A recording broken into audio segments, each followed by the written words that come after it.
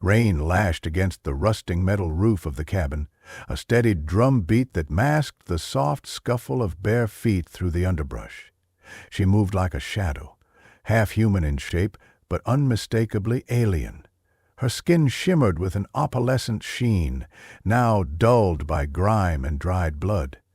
Runes etched into her forearms pulsed faintly in the darkness, a cruel brand of ownership from a decade spent in chains. Her name had once been Lysera.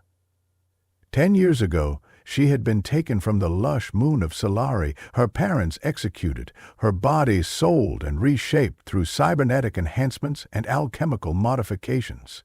To the slave traders of the outlaw station known as Targon's Spine, she had been property, a thing. But tonight, Lysera was a ghost, an escaped one. She stumbled through the pine-dense forest, barefoot and shivering, until her trembling hands found the rough edge of a wooden fence. Just beyond it stood a modest cabin, warm light glowing from its small windows. She collapsed against the gate, her strength failing, her vision darkening. Inside the cabin, Darius Wren was pouring his third cup of coffee, oblivious to the storm's fury. He was a man of quiet solitude, a former soldier turned mechanic who had traded war zones for wilderness, living alone since the end of the Jovian conflicts. The knock at his door was so soft he almost missed it. He opened it with a wrench still in hand, and froze. A girl, no, a being. Tall, elegant despite her tattered clothes, skin bruised and bleeding, stood before him. Her eyes glowed faintly, alien and ancient, and then she collapsed into his arms. When Lysera woke, she was wrapped in a thick blanket, the scent of wood smoke and oil hanging in the air. Her wounds had been cleaned and bandaged, and she lay on a cot in what appeared to be a workshop turned bedroom. Darius sat nearby, watching with a cautious kindness in his eyes.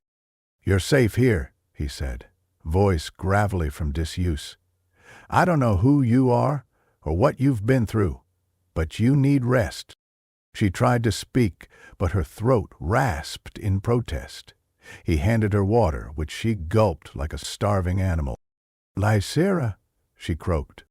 He nodded. "I'm Darius. You can stay as long as you need. I don't ask questions. I don't want the answers to." But the questions came anyway over the days that followed, as her strength returned. Lysera had not planned to survive. Her escape had been desperate, a brutal ambush during a shipment transfer. She'd disabled her handler with a concealed blade made from scavenged metal, leapt from a low-atmospheric hover barge, and vanished into the wilderness. She didn't know where she was, only that the planet was sparsely populated and outside the reach of Targon's Spine. Darius listened without interruption as she told her story in pieces, like shattered glass fitted back together. He didn't pry when she wept, nor recoil when she showed him the implants etched into her spine or the sigils burned into her palms. "You were a prisoner," he said simply. "Now you—" And that became their silent understanding. Weeks passed.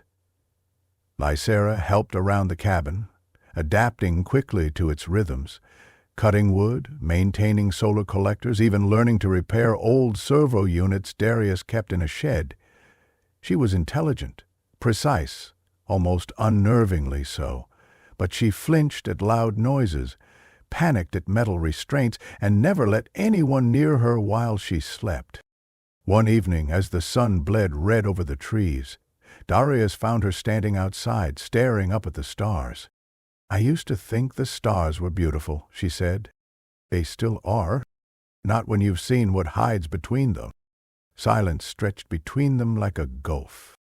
"I don't know how to be normal," she confessed. "Neither do I," he admitted. "But peace never lasts." One morning while Darius was out hunting, A low hum vibrated through the ground. Lysera's eyes snapped open. She knew that sound. A drone. Scout class. Tarragon's make.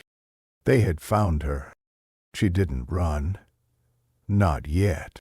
She disassembled the drone with surgical speed after luring it into the woods. But it had already transmitted coordinates. A ship would follow. Maybe more. When Darius returned, she met him at the edge of the clearing. "They're coming," she said. He looked at her, then at the still smoking husk of the drone. Hours, maybe less. Darius went inside without a word. Moments later he emerged with a duffel bag, an old energy rifle slung over his shoulder, and a determined look in his eyes. "We'll make a stand. You should run. I'm tired of running. Besides," he offered a small smile, "this is my home too." They prepared in silence. Lysera reactivated long dormant defense turrets buried in the ground around the cabin. Darius rigged traps, claymore charges from his old war stash, EMP mines, signal jammers. They had one chance, and it wasn't a good one. The ship arrived at night, a sleek obsidian thing that hovered above the trees with the arrogance of empire. 6 mercenaries descended, dressed in bone-white armor marked with the sigil of Targon's spine. They expected a wounded girl.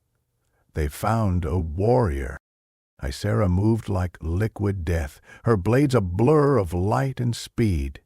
Darius from the shadows picked them off with precision shots, guiding her with terse commands. 2 mercs went down in the first 10 seconds. The others fought harder. Darius took a plasma round to the shoulder. Lysera screamed, not from fear, but rage. She didn't hold back. When the final merc lay twitching in the dirt, her hands dripped blood, not all of it her own. She stood over the wreckage, trembling with fury, and then crumpled to her knees. Darius staggered to her side, clutching his wounded arm. "You're free now," he whispered. "No," she said, eyes hollow. "Not until they're all gone."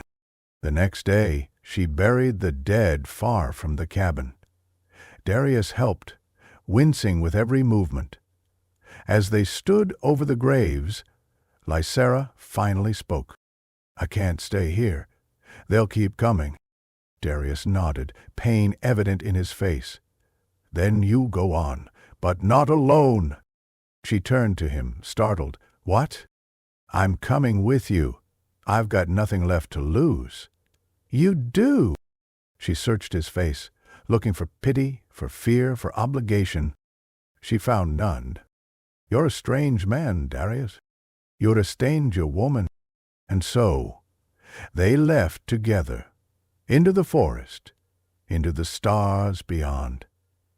She with vengeance in her blood and fire in her heart. He with a rifle, a duffel bag, and a reason to fight again.